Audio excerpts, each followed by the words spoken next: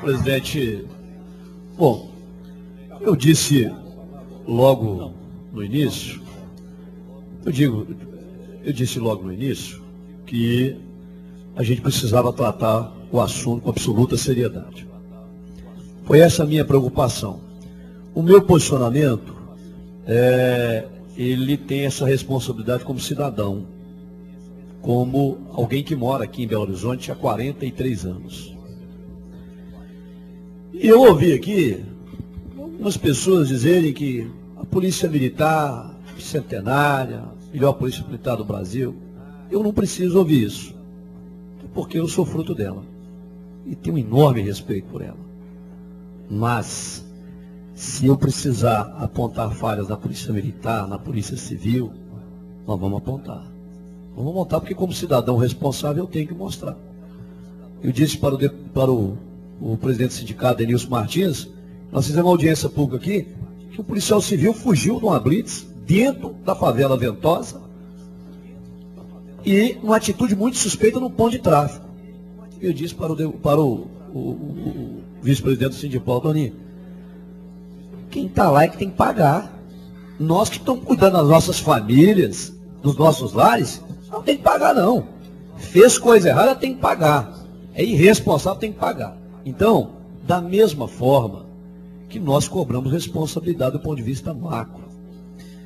O professor Sapori discutiu conosco, e eu fui um dos precursores nessa casa, quando discutimos a então PEC 84, que era o desenho da Secretaria de Defesa Social. O professor Sapori lembra, lá no 23º andar, quantas vezes nós reunimos no nosso primeiro mandato. Discutimos por quê? Entendíamos naquela época que o secretário de Segurança Pública era o chefe da Polícia Civil. Falou, o modelo está falido. E quando eu ocupava a tribuna e falava assim, ó, o senhor não é secretário, eu sou chefe da Polícia Civil, ficava com raiva. Mas não era. E aí nós passamos a discussão para a Secretaria de Defesa Social. Avançamos muito, e eu disse aqui, o professor Sapori disse, confirmou aquilo que eu estava confirmando. Nós tivemos um avanço enorme no período do governo Aécio. E eu quero cumprimentar o superintendente Gonzaga, que fez aqui uma colocação muito pertinente. O senhor subsecretário Frederico talvez não tenha registrado um boletim de ocorrência. Talvez não tenha passado por essa experiência, lá no chão da fábrica. E talvez não tenha exercido essa atividade dentro da viatura para saber como é que funciona a coação moral velada, para que não se denuncie. Eu tenho aqui, e já mostrei aqui para o deputado Antônio Júlio, na cidade onde ele falou, que nós estamos discutindo, porque eu sou regimentalista, eu não fujo do tema não. E eu já disse ao presidente, se fugir do tema, por gentileza, Vossa Excelência é presidente, não deixe fugir do tema. Olha o que está escrito aqui. Mensagem, boa noite. O comandante do 21º BPM vem cobrando de seus subordinados e dando ordens oficiais para que esses obriguem seus militares a registrarem boletim de ocorrência com codificação diferente. O comandante é tão descarado que obriga os militares a acionar os oficiais em caso de crimes violentos. É uma extorsão atrás da outra. Ao invés de roubos também são transformados em furtos e homicídios tentados, em disparo de arma de fogo e lesões corporais. Fique de olho nesse batalhão. Confere estes heads e tire suas conclusões. Está aqui o número dos heads. Que eu vou... Agora. É porque, só para corroborar, na fala do ofício, né, o 12.930/2011, que modifica o ofício 12.26/2011, que era a questão da codificação das ocorrências policiais. Não estou dizendo que seria isso, né?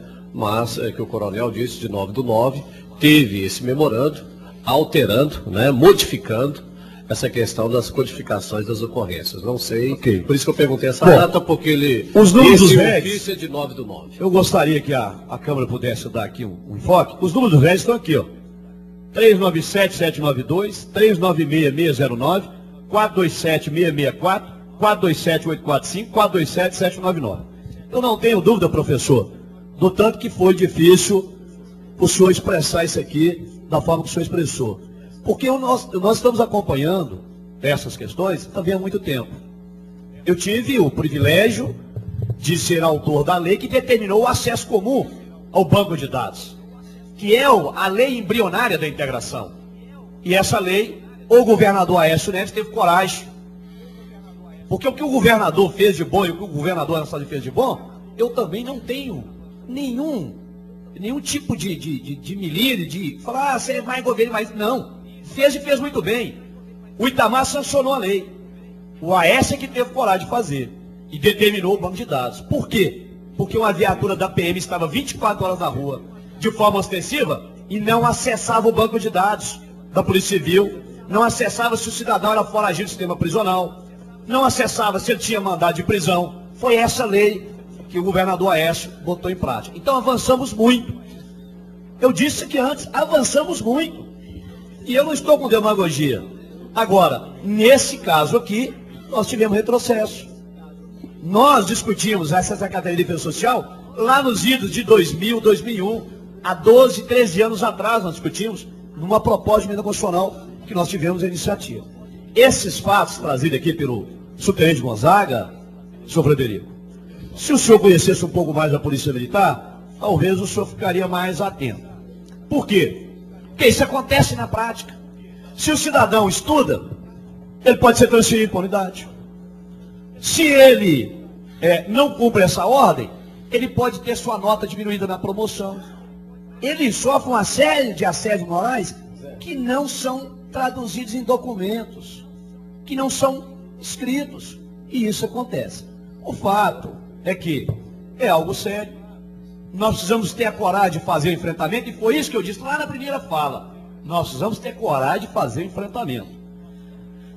E por fim, presidente, apenas lembrando, porque eu vi gente falando aqui em leviandade, os senhores não têm acesso a esses documentos que eu tive. Legal. Essa ocorrência, em 2001, eu denunciei o coronel Severo Augusto da Silva Neto, durante uma apreensão de 3 papelotes de cocaína aqui no Mercado Central. Talvez, doutor Frederico, o senhor não estava nem ainda no sistema. O coronel determinou que a ocorrência fosse rasgada dentro do Departamento de Investigações. Sabe para quê? Para não conduzir o filho do coronel QOR, Dirceu Antônio Bovolin, coronel do Exército, amigo do coronel Severo. Rasgou a ocorrência. O deputado Rogério Corrêa nem lembrava disso, ele assinou o documento junto comigo. Eram os membros da CPI do narcotráfico que nós tínhamos assinado. Aqui, essa ocorrência é de um primeiro-tenente que teve a coragem em 2002, de dizer o seguinte, olha o que ele colocou aqui na ocorrência. Diante da situação, foram adotadas providências com vista à apreensão do veículo. Antes da remoção, este oficial recebeu o telefonema do senhor coronel PM, chefe do Estado-Maior, lê-se coronel Severo, a qual recomendava a liberação do veículo e fazia a presente ocorrência ao major comandante de companhia. Isso aqui são documentos. Isso aqui não é leviandade, não. Isso aqui que está comigo é documento. E se Vossa Excelência quiserem cópia, eu disponibilizo agora. Então ocorre. Só que ocorre de uma forma que o sargento que teve a coragem de fazer a denúncia dentro do Departamento de Investigação ao deputado, acabou, a promoção dele já era. Ele teve que reformar subtenente, que não foi subtenente na ativa, ele era primeiro sargento. E eu tive que assessorá-lo juridicamente por pelo menos 5, 6 anos. E o coronel foi embora tranquilo, coronel, sem problema nenhum, Hoje montou uma empresa privada muito bonita, ganha muito dinheiro e tal. Então, para falar de polícia militar, de polícia civil, para falar desse assunto, é preciso conhecer com mais profundidade o interior das instituições. Então eu não conheço apenas lá do banco acadêmico, eu conheço porque eu servi lá dentro e acompanho para e passo. Então é grave, presidente. A fala do professor Sapori merece o nosso respeito. Já estou produzindo os requerimentos, professor Sapori. Já pedi a assessoria que providencie, para que a gente possa, de fato, discutir o assunto com seriedade, com respeito. Mas não é a minha pessoa, não é a pessoa do presidente João Leite, não. É discutir com seriedade e com respeito ao cidadão que nos assiste, ao que paga o nosso salário, ao que paga toda essa estrutura que aqui está e a estrutura de nosso Estado. É a ele que nós devemos nos dirigir. O respeito é a ele. Então nós precisamos tratar isso com urgência com seriedade. Eu, deputado Célio Moreira, eu confio no governador Anastasia. Eu pedi voto para o governador Anastasia, porque sei que naquele momento não tinha outra pessoa melhor para assumir o governo. Continuo acreditando no governo Anastasia. Defendo o governo Anastasia. Agora, se nós temos um fato errado, vamos corrigir, vamos apurar, porque eu continuo defendendo o nosso governo. Não havia outro candidato melhor do que ele naquele momento. Ele era o melhor candidato. Eu apoiei, eu votei e defendo ele em qualquer situação. Mas se está errado, vamos apurar, vamos cobrar a responsabilidade e vamos tomar as providências. É isso que a sociedade espera de nós. Pela ordem, presidente.